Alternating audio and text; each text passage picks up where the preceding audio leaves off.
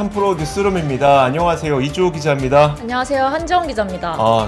이거 탈모 이거 뿌려달라고. 그 관심을.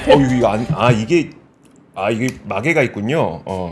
이게 제가 머리가 괜찮아 보이는데 이게 노력의 결과입니다. 그 3대장을 다 쓰고 있거든요. 약 먹는 거, 네. 감는 샴푸, 바르는 거. 오, 그거 해갖고 지금 요 정도예요, 여러분. 요 정도. 괜찮아 보이는 게 그래서 요 정도입니다. 참. 여러분들은 스트레스 안 받으셨으면 좋겠는데 오늘도 스트레스 받을 만한 네. 좀 그런 분위기라 네. 좀 그렇습니다. 좀 장에 네. 악영향이 좀 끼쳤는데 그러니까. 제가 첫 번째 소식으로 준비를 했습니다. 그 이란이 현지 시간 1일 저녁 이스라엘 영토에 이제 탄도 미사일을 발사했는데요. 네. 이에 네타냐후 이스라엘 총리가 이제 보복을 다짐하면서 좀 중동 확전 우려가 이제 최고치로 시닫고 있습니다. 일단 이스라엘에서는 이제 보복으로 이란 핵시설을 타격하자 이런 주장까지 나오고 있는데 네. 혹시 영상 보셨나요? 대충 보긴 봤었어요. 네, 제가 이제 사진을 준비를 했는데 일단 이스라엘이 그 이란이 미사일을 발사하면서 미국 증시랑 한국 증시에 영향을 미쳤고요. 네. 저 동그라미 친 거를 보시면 네. 그 텔아비브 상공에서 섬광이 날아들면서 이제 지면에 떨어지는 모습이 관측이 됐는데 네. 섬광이 이제 지면에 떨어진 뒤 큰 폭발음도 반복해서 들렸다고 하고요. 이란 혁명 수비대는 이스마일 하니에 하산 나스랄라에 대한 보복으로 우리는 적의 심장부에 겨냥했다 이렇게 발표를 하긴 했습니다. 예. 근데 사실 이런 영향으로 이제 미국 증시랑 한국 증시에 영향을 미쳤잖아요. 네. 그래서 이제 오늘 코스피 지수가 1.22% 하락 마감을 했고요. 삼성전자도 이제 장중 5만 원대까지 떨어지면서 그러니까요. 조금 악영향을 미치기도 했는데 사실 이 미사일 공격 명분으로 이 하니에와 라셀라 두 인물을 언급을 했는데 네. 사진을 다시 한번 띄워주시면은 제가 이 두 분에 대해서 사진을 보신 적이 없을 것 같아서 제가 준비를 했는데요. 네. 보시죠. 네, 왼쪽 사진을 보면 하니에는 하마스의 정치 지도자로 이제 지난 7월 31일 이스라엘의 로켓 공격으로 이제 사망을 하신 분이고요. 그다음에 오른쪽은 그 나스랄라라는 분인데 헤즈볼라의 사무총장으로 지난달 27일 이스라엘의 공습으로 사망을 한 걸로 알려져 있습니다. 그러면서 이제 아바스 이란 외국 장관은 2일 X에 이제 이스라엘 정권이 추가 보복을 자초하지 않는다면 이란의 보복 조치는 종료된다고 이렇게 밝혔는데요. 사실 이제 이스라엘 군 대변인의 하가린 소장이 이제 소수의 미사일이 이스라엘 중부와 남부에 떨어졌지만 대부분은 요격됐다. 네. 그러면서 이제 사상자에 대한 즉각적인 보고는 없다 이렇게 답을 하긴 했습니다. 근데 실제 이제 이란이 미사일을 한 200여 발 이제 발포를 한 걸로 알려져 있는데 약 180발 정도. 네네네. 네, 맞습니다. 근데 이 점점 맨 처음에 250발이라 그러고 네. 그다음에 200발이라 그러더니 이제 180발이라고 하더라고요. 근데 이제 점점 줄어드는데 이 중에 한 90%가 이제 목표 지점 저격에 성공을 했다라고 네. 말을 하긴 했는데 큰 피해가 없는 걸로 봐서는 그만큼 이스라엘의 방공 시스템인 이 아이언돔의 위력이 대단한 걸로 좀 보여지고요. 네. 근데 한편 이런 이란의 미사일 공격이 있기 이제 하루 전날에 이스라엘이 지상군을 네. 투입을 맞아요. 했잖아요. 네. 근데 사실 이것도 굉장히 큰 뉴스인데 이스라엘이 이제 지상군을 동원해서 레바논 영토를 침공하는 거는 2006년 이후에 18년 만에 좀 처음이라고 합니다. 네. 사실 이런 상황에서 이제 미군도 좀 발빠르게 움직이고 있는데 그 바이든 대통령도 오늘 X에서 언급을 하기도 했고요. 네. 물론 이제 외신에서는 이스라엘군이 아직 지상 침공이 좀 본격되지 않은 것 같다. 네. 이렇게 말을 했는데 그 이유가 헤즈볼라가 이스라엘 지상군이 레바논 영토에 진입했다는 주장은 모두 거짓이다. 이렇게 좀 말을 하기도 했습니다. 네. 그래서 일단은 이스라엘이 어쨌든 직접적으로 이제 지상전을 할 거다. 이렇게 말을 하면서 사실 이제 언제든 양측이 이제 전면전으로 가도 이상하지 않는 상황이 나타날 것 같고요. 사실 지금 그 이스라엘 지상군이 네. 정말 레바논으로 투입되느냐 마냐가 네, 네. 굉장히 그 전세가 전환되느냐 마냐의 어떤 중요한 기로잖아요. 네, 최근 그 일주일간 좀 사진을 준비를 했는데 네. 보시면은 네. 말씀하세요. 네네네. 네. 근데 지금 뭐 30일 밤부터는 이스라엘 공군이랑 이제 남부에 이렇게 폭격을 한 상황이고 1일 새벽에는 이제 국경 인근 레바논 마을에 이제 대규모 폭격을 개시를 했다 이렇게 말을 하긴 했습니다. 상황이 점점 심각해지는 것 같은데 네. 그 뭐 이스라엘도 그렇고 레바논 측도 그렇고 이렇게 서로 말이 계속 다르기 때문에 조금 계속 좀 지켜봐야 하는 상황인 것 같고요. 네. 네네. 일단 그 이스라엘이 그러면 진짜 지상군을 레바논에 보내는지 마는지에 대해서 우리가 알 수 있는 바는 네. 없는 상태인데 네. 저희 한지원 기자가 그 이스라엘 대사관과 작년부터 계속 소통을 좀 네네. 해오고 있었잖아요. 네. 혹시 이스라엘 대사관에 연락을 좀 해보셨어요? 해봤는데 네. 사실은 이제 조금 그 대사관 측에서도 네. 함부로 이렇게 답을 하기가 조금 그런 좀 그런 부분이 좀 있고 좀 사실 굉장히 조심스럽잖아요. 지금 네. 덴마크 이스라엘 뭐 대사관 쪽에서도 네. 그 사상 그 인명 약간 공격 이런 것도 당하고 있고 네. 그래서 약간 좀 조심하는 분위기이긴 하더라고요. 네, 그래서 좀 일단 상황을 좀 더 지켜봐야 하는 것 같습니다. 아마 그 부분이 네. 좀 있을 것 같아요. 저희가 그 계속 처음에 이 사태가 터졌을 때 저희와 단독으로 인터뷰를 했던 네. 주한 이스라엘 네네. 대사가 이제 그 임기를 마치고 네. 이스라엘로 얼마 전에 한 달 전쯤인가요? 네, 맞습니다. 떠나더라고요. 네네. 그러다 보니까 이제 신임 대사가 오셨는데 임기 시작을 아직 안 하셨죠. 네, 그래서 이제 좀 공식적인 답변은 아. 조금 하지 못하는 상황으로 제가 알고 있습니다. 알겠습니다. 그래서 공식적인 답변을 좀 하기 어려운 상황이라 네네. 일단 이스라엘 대사와 저희가 이제 소통을 하고 있는데 네. 오늘은 여기에 대해서 답변을 좀 듣지 못했다. 네네. 알겠습니다. 어쨌든 그 예멘 반군까지도 좀 가세한 상황이기 때문에 계속해서 이제 확전되는 양상이라 저희도 전면전을 절대 바라진 않습니다만 네. 이게 계속해서 좀 이렇게 확전되는 양상은 좀 업데이트를 계속 해드리도록 하겠습니다. 자, 그리고 이어서 두 번째 뉴스를 한번 보도록 하겠습니다. 두 번째 뉴스는 뭐냐면 제가 준비했는데요. 카카오티가 제휴 계약을 이제 경쟁 가맹 택시 플랫폼 사업자들 있잖아요. 뭐 네. 반반이라든지 마카롱이라든지 타다라든지 네. 이런 그 경쟁 플랫폼 업체들에게다 우리랑 제휴하자. 근데 만약에 거절하면 너 우리랑 제휴 안 할 거야? 콜 안 준다. 이랬다는 것 때문에 공정위에서 오늘 과징금 724억 원을 부과하기로 결정을 내렸는데 네. 잠정 결정입니다. 네. 근데 이제 요 내용을 한번 말씀을 드릴 건데요. 이게 지금 카카오 모빌리티 건에 대해서 공정위 조사가 두 건이 현재 진행이 되고 있어요. 첫 네. 번째가 여러분 많이 들어보셨던 이 콜 몰아주기. 콜 몰아주기라고 하는 거는 아니 그 가맹 택시한테만 콜 많이 주고 비가맹 택시는 콜 안 주더라. 요게 콜 몰아주기 건이고 네네. 두 번째로 진행되고 있는 게 바로 지금 오늘 말씀드릴 그 건이거든요. 경쟁 가맹 플랫폼 사업자에게 독점적인 지위를 이용해서 뭐 일종의 뭐 갑질이라는 표현은 공정위에서 쓰지 않았지만 일종의 갑질했다. 뭐 이런 이야기입니다. 근데 제가 저도 이 내용을 좀 취재를 좀 해서 알고 있는데 이게 각 양쪽의 그 판단과 입장만 전해드릴게요. 여러분들께서 누가 맞는 건지는 여러분들께서 한번 직접 판단해 보시기 바랍니다. 일단 공정위에서 오늘 어떤 내용을 말했는지부터 얘기해 드릴게요. 공정위가 카카오 모빌리티가 그 카카오티 블루 가맹 사업을 시작하면서 4개 경쟁 가맹 사업자, 즉 우티, 타다, 반반, 마카롱 택시에게 영업상 비밀을 실시간 제공하도록 하는 제휴 계약을 체결하도록 요구하고 만약에 거절하면 해당 가맹 택시 사업자 소속 기사가 카카오티 앱의 일반 호출 서비스를 이용할 수 없도록 차단한 행위에 대해서 시정 명령과 함께 과징금을 부과하고 카카오 모빌리티를 검찰에 고발하기로 결정하였다. 이 내용이 오늘의 그냥 핵심입니다. 네. 요거 이제 듣기 좀 어렵잖아요. 제가 풀어서 하나씩 좀 말씀을 드릴게요. 일단 우리가 상식적인 선에서 봤을 때 만약에 카카오티 기사님이면 카카오 콜을 받을 거고 우티 기사님이면 우티 콜을 받을 거고 네. 반반 기사님이면 반반 콜을 받을 텐데 이게 그 기사님 입장에서 우티만 받자니 손님이 너무 적은 거예요. 그렇죠. 그래갖고 카카오티 콜도 우리 좀 받게 해달라라고 해서 일반 호출 이걸 우리가 일반 호출이라고 네. 부르거든요. 그래서 일반 호출도 받을 수 있도록 좀 해달라라고 해갖고 일반 호출을 받아왔습니다. 네. 근데 무슨 문제가 생겼냐면 이게 그러면 기사님 입장에서 나는 타다 콜도 받고 카카오티 콜도 받아요. 네. 근데 기억하시겠지만 타다 같은 경우도 강제 콜입니다.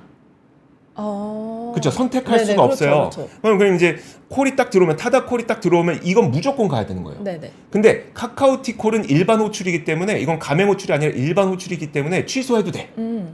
그럼 타다 기사님이 운행을 그러니까 타다 기사님이 카카오티 콜을 받아서 운행을 그러니까 그쪽으로 가고 있었어요. 네네. 근데 갑자기 타다 콜이 들어왔어. 그러면은 어떻게 해야 돼요? 취소하고 가기도 좀. 취소하고 네. 가야죠. 아. 그러니까 카카오티 콜을 취소하고 타다 콜을 받으러 가야 되는 거예요. 네. 왜냐면 그러면 그 기존에 있던 손님 입장에서는. 손님 입장에서 카카오티 콜이 취소가 된 거죠. 그러니까. 근데 이런 문제가 생기다 보니까 어떤 일을 했냐면 네. 카카오티 입장에서는 그럼 이 일반 콜을 주긴 주는데 콜 겹치는 문제가 계속 생기잖아요. 네. 그러면 우리랑 제휴를 맺자. 그래서 주행 데이터를 공유하자. 주행 데이터를 공유해서 콜이 겹치지 않게 하자라고 한 게 이제 카카오 모빌리티의 제휴 계약의 주장입니다. 근데 공정에서 어떻게 판단했냐면 네. 야, 그래 카카오티 그래 너희 그 콜 겹치지 않게 하기 위해서 주행 데이터를 받기로 했어. 근데 주행 데이터 안 받으면 너희가 제휴를 안 맺기로 했어. 네. 그거는 니네가 갑질한 거야. 라고 하는 건데 이게 여기에서 무슨 문제가 생기냐면 왜 이걸 독점적 지위를 이용한 경쟁을 저해하는 행위라고 봤냐면 예, 이런 거예요. 그 주행 데이터를 받잖아요. 네. 그럼 그 주행 데이터는 사실 플랫폼 업체들에게 굉장히 민감한 정보입니다. 왜냐하면 몇 시에 어느 지역에 콜이 가장 많다는 걸 다 알기 때문에. 그럼 카카오티는 몇 시에 심지어 우티 뭐 타다 네. 반반 이런 쪽에 몇 시에 어느 지역에 콜이 많은지의 정보까지 다 가져가서 너희는 계속 성장하고 얘네는 그 경쟁 플랫폼 업체들은 성장을 못하게 하면 니네가 만든 거 아니야 라고 하는 게 공정의 판단이에요. 그것도 사실 이해가 안 되는 네. 건 아닌데. 그래서 네네. 제가 이제 입장만 전해드린다고 네. 했잖아요. 이게 네네. 저희도 어떻게 판단하기가 되게 어려운 문제예요. 네, 맞습니다. 그러면서 이제 카카오 모빌리티에서는 또 이런 얘기를 하기도 합니다. 이거 공식적인 건 아닌데, 네. 그러니까 소위 비유하자면 아니 파리바게트에서 뚜레쥬르빵을 팔게 만들라는 거는 좀 그렇지 않아요? 라고 하는 게 이제 또 그쪽에 이게 제가 풀어드린 겁니다. 네네네. 그들이 공식적으로 얘기한 게 아니라. 그게 그 카카오 모빌리티 쪽의 어떤 입장이라고 보면 될 것 같고, 반대로 공정위에서는 아니 제휴 계약을 체결하자고 얘기하고, 그리고 제휴 계약 체결 안 하면 그러면 아예 너희는 일반 호출을 못 받게 만들 거야라고 하는 거는 니네가 갑질한 거 아니야라고 하는 게 공정위의 판단인데, 여기에서 좀 더 나아가서 무슨 문제가 생기냐면, 그렇게 되면 왜 갑질이라고 얘기하냐면 네. 경쟁을 왜 저해했다고 얘기하냐면, 만약에 일반 호출을 못 받으면 사실 우티나 뭐 타다나 이런 쪽에서는 신규 기사님들을 모집하기 매우 힘듭니다. 아니 콜도 없는데 제가 거기에서 그렇죠. 왜 거기 들어가서 기사를 해요? 라고 하는 거기 때문에 그게 경쟁을 저해했다고 판단한 공정의 근거라고 보시면 될 것 같아요.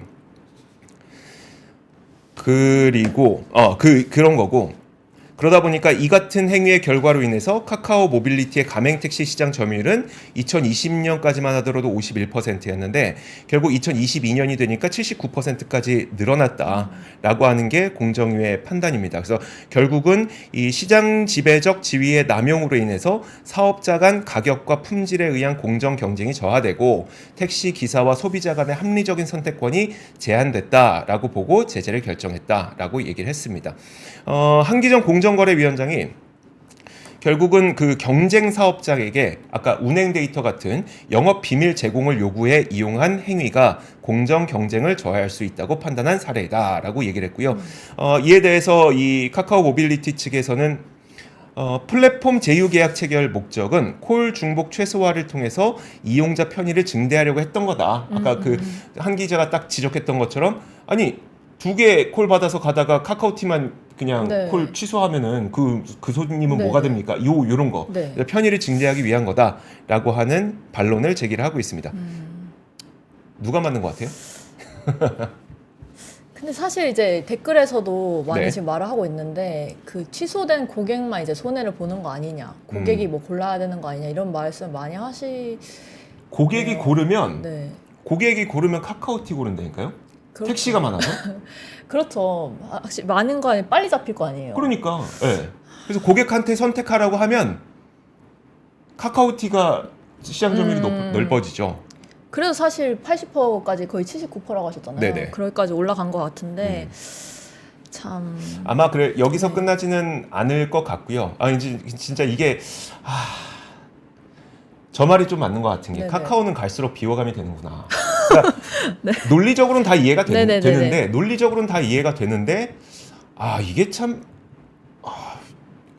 감정적으로 계속 돌아서게 되는 거는 또 어쩔 수 없는 것 같기도 하고요. 그리고 그러네요. 카카오에서 또 뭐라고 얘기를 하냐면 그 제휴 계약을 맺을 때 그 어떻게 보면 지금 우티라든지 이런 곳에서 일반 콜을 못 받거든요. 일반 네, 호출을 네. 못 받는데 제휴 계약을 맺으려고 할 때 본인들이 이제 그 모든 경쟁 업체들에게 공문을 보냈다는 거예요. 우리 MOU 체결하자. 왜냐 그래야지 우리가 그 콜 겹치는 걸 막을 수 있지 네. 않겠냐. 모든 업체에 보냈는데 오지 않은 업체들이 있었다는 거죠. 그래서 그 오지 않은 업체들에게 우리가 제휴 계약을 체결하지 않았을 뿐인데 이걸 경쟁을 저해하는 일이라고 볼 수 있겠습니까가 또 이제 카카오 모빌리티의 입장이기도 하니까 네. 이런 다양한 각도에서 여러분들 함께 이 내용을 보시면서 누가 맞는 건지 한번 같이 고민해 보시죠. 왜냐하면 이게 플랫폼이라고 하는 게 이런 문제점들이 계속해서 생깁니다. 그렇죠. 사실 저 댓글에도 나왔는데 배민 같은 느낌이라고. 그렇죠. 배민도 독점 구조이기 때문에 좀 저희도 많이 다루고 있고 이런데 네. 진짜 이런 구조가 계속 생기다 보니까 이게 어쩔 수가 없기도 하지만 또 네. 이거를 또 개선을 해야 되니까. 그러니까 아예 안 된다고 막는다고 하니 비호감 얘기 나오지. 그게 네네. 이제 거기에 대해서 카카오에서는 카카오 모빌리티죠. 카카오 아니죠. 네네. 카카오 모빌리티에서는 아니 제가 공문 보냈어요. 안 온 거 어떡해요. 이렇게 나오는 거죠. 이렇게 나오는 거죠. 참 어쨌든 그럼에도 불구하고 참 이게 감정적으로 받아들이기 힘든 거는 소비자나 아니면 그 가맹 택시 업체 분들이나 네. 다 마찬가지인 것 같습니다. 자 그리고 네. 다음 뉴스 한번 보도록 제가 하죠. 이어서 플랫폼 소식을 좀 네. 전하려고 하는데요. 1인당 한국인이 그 OTT 플랫폼의 평균 3.4개를 본다고 합니다. 혹시 몇 개 보시나요? 뭐 이렇게 음악이나 OTT 다 포함해서. 음악 다 네, 포함해서요? 다 포함해서. 넷플릭스, 쿠팡 플레이, 유튜브죠. 네네, 유튜브 그다음에 애플 뮤직 전 4개. 저는 티빙, 웨이브, 쿠팡, 그다음에 넷플릭스도 보고 네. 이제 저는 멜론 그냥 예전부터 멜론 써서 그냥 계속 쭉 멜론 듣거든요. 그래서 한 5개 정도 되는 것 같은데 네. 일단 국내 소비자들이 OTT나 음원 등에 사용하는 비용이 연간 50만 원에 육박하는 걸로 나타났습니다. 한 명당요? 네네. 1년에 50만 원. 1년에 네, 50만 원. 연간으로. 한 달에 한 4만 원 정도라고 보면 네네, 되겠네요. 맞습니다. 네. 그래서 2일 구독 그 전문 업체인 방고에서 이제 표를 제시했는데요. 한번 표를 띄워주시면은 그 동아시아 지역 소비자를 대상으로 이제 구독 서비스 이용 현황과 소비자 인식을 발표를 했습니다. 이렇게 표를 보면은 한국 소비자는 평균 3.4개의 구독 서비스를 이용하고 있고요. 그 매월 $30, 약 4만 원을 지출한 것으로 나타났습니다. OTT나 음원 등을 포함해서 이제 구독 서비스를 이제 보는 건데 이게 국내 소비자는 그 구독형 비디오, OTT죠? 그 가장 많이 사용하는 걸로 나타났고요. 한 84% 정도 된다고 합니다. 그래서 네. 음악이랑 이제 TV 다 합치면 그 84% 정도 되고, 그리고 이제 그 이어서 이제 뭐 음원 사이트, 그다음 쇼핑 플랫폼 이런 게 순인데요. 조사 대상은 이제 3개국 중에 대만이 4.2개, 그리고 월 한 4만 7천 원 정도 지출해서 가장 많았고요. 일본은 2.8개 서비스에 이제 매달 한 3만 원 정도 지출하는 걸로 조사가 됐습니다. 네. 그런데 사실 한국보다 미국과 유럽의 지출 비용이 상당히 높다고 해요. 그 얼마인지 좀 한번 유추해 보시겠어요? 미국은 네. 왠지 그 한 달에 10만 원 넘게 볼 것 같아요. 왜냐하면 네네. 미국의 경우에는 그 케이블도 이미 유료로 보는 네네네. 문화가 상당히 많았기 때문에 네.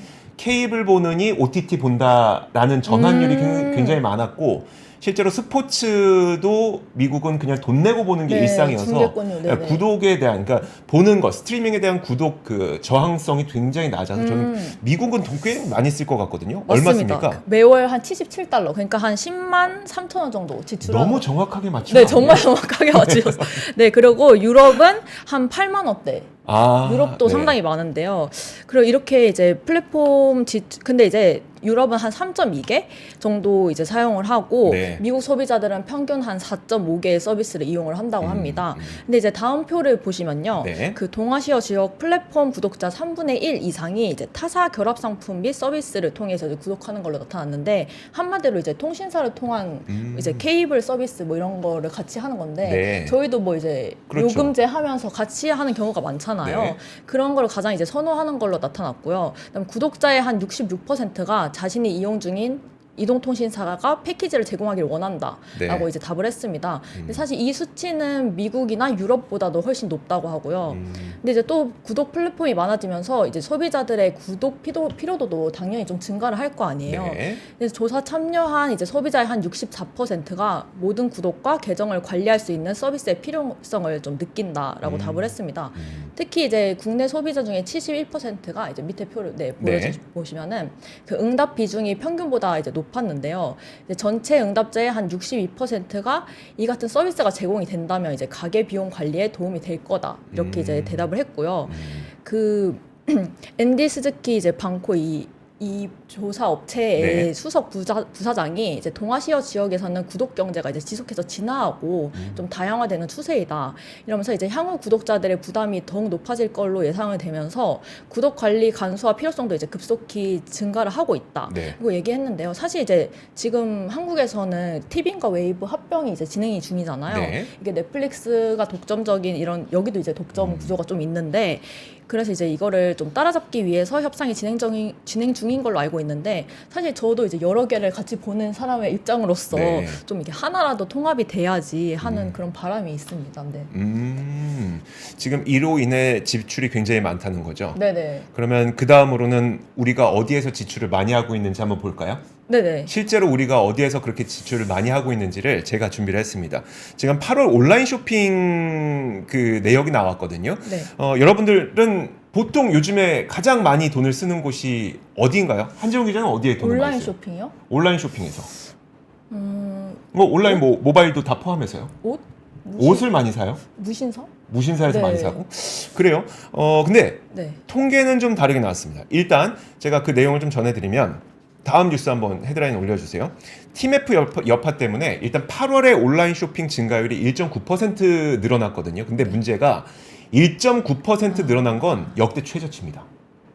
그래서 온라인 모바일 쇼핑이 굉장히 네. 계속 늘어나고 성장하고 있는 산업인 건 맞는데 티맵프가 그때 터졌었잖아요. 네네. 그것 때문에 단기적으로 역대 최저의 온라인 쇼핑 증가율이 나타났다라고 하는 겁니다. 그래서 그 오늘 통계청이 발표한 바에 따르면 8월 온라인 쇼핑 거래액이 19조 5,580억 원을 기록을 했는데 이게 1.9% 늘어난 거고요. 그리고 이번에 증가율은 관련 통계가 개편된 2017년 이후 가장 낮은 증가율입니다. 그리고 지난 7월까지만 하더라도 거의 5.2% 증가했었는데 그것보다도 거의 한 3분의 1토막 낮다고 보시면 될 거예요. 그러다 보니까 상당히 티맵프의 여파가 컸다. 실제로 이 티맵프의 여파를 보여줄 수 있는 게 뭐냐면 화면 같이 한번 보시면 그럼 온라인 쇼핑에서 뭐가 가장 많이 줄어들었는지를 보면 되잖아요. 네. 이 0을 기준으로 바깥으로 나가면 증가한 거고요. 0을 기준으로 안쪽으로 들어오면 감소한 겁니다. 가장 크게 감소한 거 보면 맨 아래 보이는 이 쿠폰 서비스 보이시죠? 이거 크기가 작아서 안 보이겠 텐데 네네. 뭐 다 보실 필요 없고요. 맨 아래 가장 감소가 큰 거, 이 쿠폰 서비스 거의 절반 가까이 줄었습니다. 여기서 온라인이라고 하는 것과 모바일이라고 하는 것을 제가 나눠서 설명을 드릴 건데 온라인은 PC를 통해서 구매하는 걸 말씀드리는 거고요. 네. 모바일은 여러분들이 스마트폰을 통해서 구매하는 걸 말씀드리는 겁니다. 지금 보여드리는 건 온라인 쇼핑에서 이렇게 이 쿠폰 서비스가 많이 감소했다는 걸 보여드리는 거고요. 다음으로 보일 거는 이제 모바일 쇼핑인데 모바일 쇼핑도 마찬가지로 이 쿠폰 서비스 티맵프 때문에 우리 뭐 해피머니라든지 이런 거 못 사용했잖아요. 그것 때문에 이 쿠폰 서비스가 거의 37%나 감소했다고 보시면 될 것 같습니다. 이런 것들이 결국은 티맵프 사태가 우리가 온라인 쇼핑에서 돈을 쓰는데 실제로 얼마나 큰 영향을 미쳤는지를 보여주는 거고요. 그러면 많이 쓴 건 뭐냐를 한번 같이 보고 싶었는데 사실 저는 이게 더 중요하다고 생각이 듭니다. 자, 보시면 온라인 쇼핑에서 제가 가전 11.3% 감소했고요. 패션 3.6% 감소했고요. 식품이 14.9% 늘었고요. 생활용품이 9.7% 늘었습니다. 뭐 서비스라고 하는 거는 이거 여행 쪽인데 여행은 좀 계속해서 많이 돈 쓰고 있잖아요. 네네네. 우리나라 분들이 해외여행을 그렇게 많이 간다면서요? 그러니까 이번 추석 때 엄청 많이 나가셨다고 하더라고요. 근데 여행 서비스는 늘어나는 게 당연한데 그러면 요거 제외하면 우리가 흔히 좀 지갑이 두둑할 때 많이 사게 되는 컴퓨터, 가전제품, 통신기기 이런 거 다 줄어들었고요. 그리고 좀 이렇게 뭐 쓸 거 다 쓰고 내 옷까지 꾸미고 싶을 때 우리가 패션 많이 사잖아요. 이 패션도 3.6% 감소했고요. 대신 우리가 필수적으로 써야만 하는 아무리 지갑이 얇아져도 필수적으로 써야만 하는 식품이 14.9% 늘었고 생활용품이 9.7% 늘었다는 겁니다. 이 현상은 모바일에서도 똑같이 나타나는데 모바일은 조금 차이는 있습니다만 어쨌든 가전 3.3% 줄었고요. 패션 1.8% 줄었고요. 대신 식품 17.3% 늘었고요. 생활용품 7.4% 늘었습니다. 비슷하게 나타나고 있죠. 한지원 기자가 옷 산다는 거는 젊어서 그런 거고 네. 전체적인 동향으로 보면은 식품과 생활용품처럼 필수적으로 소비해야만 하는 것들이 많이 늘어났다는 겁니다. 물론 여기에는 특수 상황이 끼어 있긴 해요. 왜냐하면 8월이라고 하는 8월은 우리가 추석 연휴가 9월 초였기 때문에 네. 추석을 대비해서 그 식품 선물 있잖아요. 식품 네네. 선물 세트 이런 것들을 많이 구매하다 보니까 있다는 특수성이 있긴 한데 어쨌든 그럼에도 불구하고 우리가 그 좀 지갑이 두둑할 때 쓰는 그런 소비 행태는 아니다. 적어도 그런 소비 행태는 아닌 것으로 보인다라는 이야기를 해드리고 싶었습니다. 어떻습니까? 경제가 참 너무 이게 네. 우리가 보는 그 주식 시장의 움직임과 그러니까 여기서 말하는 주식시장이라고 하는 거는 주가 움직임 말고요. 산업별 움직임. 네네. 우리가 안 그래도 수출도 지금 역대 최고치를 지난 9월 수출도 역대 최고치를 기록했잖아요. 네. 산업의 움직임과 우리가 느끼는 체감 경기는 상당히 크게 괴리감이 있다는 걸 또 보여주는 거라서 제가 이 내용을 꼭 좀 간간히 좀 전해드리고 있습니다. 네네. 네. 자, 다음 뉴스 한번 보도록 하죠. 다음 소식도 이제 경제에 기반하는 부동산 뉴스 네. 제가 준비를 했는데요. 그 5억 원 대출을 받아서 서울에 주택을 마련하는 3040 세대가 이제 집값 급등기였던 2021년 당시보다 268% 네. 늘어난 걸로 이제 보여집니다. 그 표를 일단 보시면요. 2일 국민의힘 엄태영 의원실에 따르면 올해 이제 1월에서 7월 서울에서 거래된 주택 32,870건에 자금 조달 계획서상 3040이 이제 5억 원 이상 빌려 집을 산 사례가 총 이제 6,562건으로 이제 달했습니다. 2021년 집값이 이제 급등을 하면서 사실 그 영끌족이라는 단어가 이제 계속 나오면서 사회 네. 문제로 떠올랐었잖아요. 네. 근데 이제 2021년 1년 내내 3040 세대가 이제 5억 원 이상 대출을 끼고 한 거래가 이제 1,785건인데 그때보다 268% 1785건이면 이 합친 겁니다. 네. 63건과 922건을 합친 거죠. 네네, 맞습니다. 1,700여 건을 2021년에 그 불장에 받았었는데. 네. 근데 지금은 이제 6,500건 이상이면서 이제 2021년보다 그 268% 증가를 했다는 겁니다. 그래서 대출 금액도 늘고 거래도 이제 증가했다는 건데 사실 이들이 이제 빚을 내서 강남 3구랑 마포, 용산, 성동 같은 이제 인기 주거지 고가 아파트를 이제 사들인 걸로 이제 나타났고요. 그 3040 세대가 이제 주도를 하면서 올해 서울 전체 주택 거래에서 대출을 낀 거래 비율이 62.2%입니다.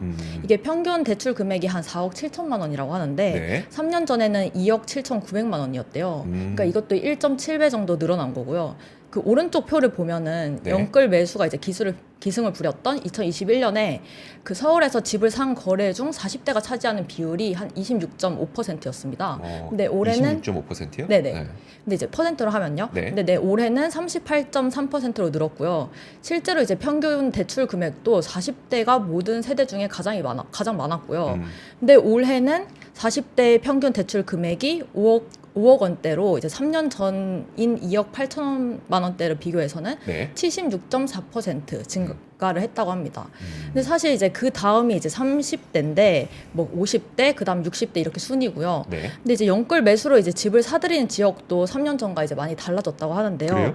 네, 많이 네. 달라졌답니다. 왜냐하면 2021년에는 9억 원 이하 중저가 아파트가 이제 노도강이라고 네. 하잖아요. 이런 지역이 더 인기였고요. 지금은 이제 20대를 포함한 20대를 제외하고 그 3030 세대가 다시 표를 보여주시면은 네. 그 고가 아파트인 제가 말씀드린 뭐 강남구, 송파구, 서초구 아. 이렇게가 더 많이 사들인 지역이 이제 네. 이렇게 순서가 바뀐 거죠. 어. 그래서 이제 업계에서는 올해 연끌 매수가 늘어난 원인에 대해서 이제 현 정부가 들어서 이제 15억 넘는 고가 주택을 살 때도 이제 대출이 가능해졌고 그리고 또 올해 초부터 서울 아파트 값이 이제 오름세로 돌아섰잖아요. 네. 그러면서 이제 대출을 활용한 지역 갈아타기가 이제 좀 활발해졌다.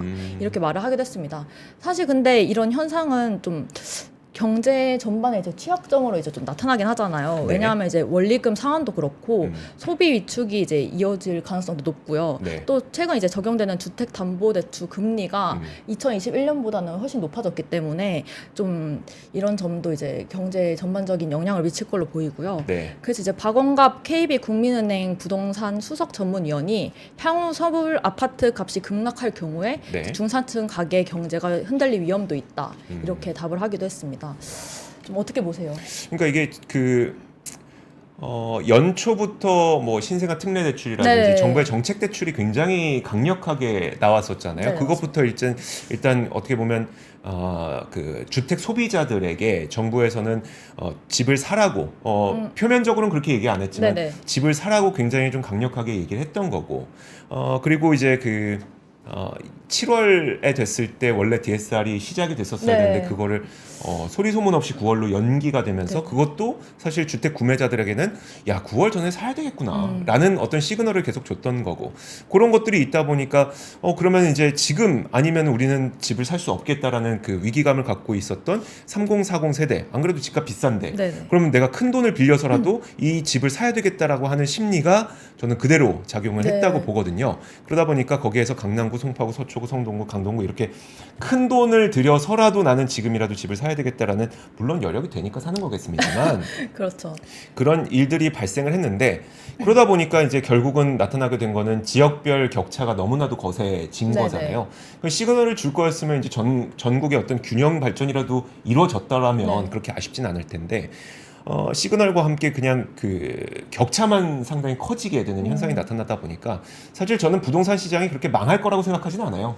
그래서 뭐 네. 그게 흔들렸을 때 뭐 그 이제 연끌을 했던 분들이 뭐 빚을 못 갚아서 뭐 그 우리가 그 얘기하잖아요. 그러니까 본인이 담보를 잡은 것보다 내려가게 됐을 경우가 가장 큰 리스크잖아요. 네. 그럴 일이 생길 거라고 생각하지는 않거든요. 그럴 일이 생기려면 우리나라 경제가 진짜 크게 흔들려야 되기 때문에 그렇죠. 그럴 거 생각하지는 않지만 결국 이런 것 때문에 그 격차가 너무 심하게 벌어지게 되는 네네. 그런 현상만 일어났다. 사실 지금 3040 세대가 네. 그 2021년도에 이제 한창 그 연끌적으로 갭 투자해가지고 돈을 많이 버신 분들을 네, 맞아요. 보고 자란 세대이기 때문에 이제 3040이 이제 그대로 경제 활동을 이제 시작하면서 이제 계속 이런 이제 더 사야겠다 이런 욕심이 이제 생겼을 수도 있고 또 네. 돈을 많이 벌 수 있으니까 근데 또 그런 좀 지점이 있는 것 같습니다. 알겠습니다. 자, 부동산에서 이런 현상들이 있었고 다음 뉴스 간단하게 전해드리도록 하겠습니다.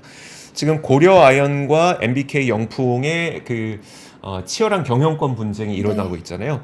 오늘 그 고려 아연의 최윤범 회장이 기자회견을 가졌어요. 이게 기자회견을 가진 거는 오늘 오전에 기자회견 갖기 전에 법원에서 판결이 나왔기 때문인데 아침에 그 권순우 팀장이 전해줬던 것처럼 법원이 그 고려 아연에 대해서 제기됐던 자기 주식 취득 금지 가처분 신청이 있었는데 요거에 대한 결과를 내놨거든요. 그래서 이걸 기각했습니다. 기각했다는 말은 고려 아연에게 자사주로 사도 된다라고 법원에서 이제 그러니까 사면 안 되지 않는다라고 판단을 한 거니까 결국은 이제 자사주를 사도 된다는 의미로 받아들여져서 최윤범 회장은 이제 그럼 자사주를 사겠다라는 발표를 오늘 한 건데 그래서 최 회장의 기자회견에 앞서서 고려아연이 이사회 결정을 통해서 이번 달 4일부터 23일까지 고려아연 주식을 한 주당 83만 원에 320여만 주를 공개 매수하겠다. 대신 그렇게 그냥 이렇게 사게 되면은 아니 회사 돈으로 최윤범 회장의 지분율을 지켜주는 게 그건 배임 아닙니까?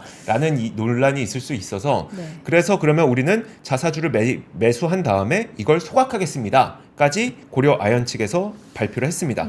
그러면서 이제 최윤범 회장은 우리는 진짜 자사주 매입에 진심입니다.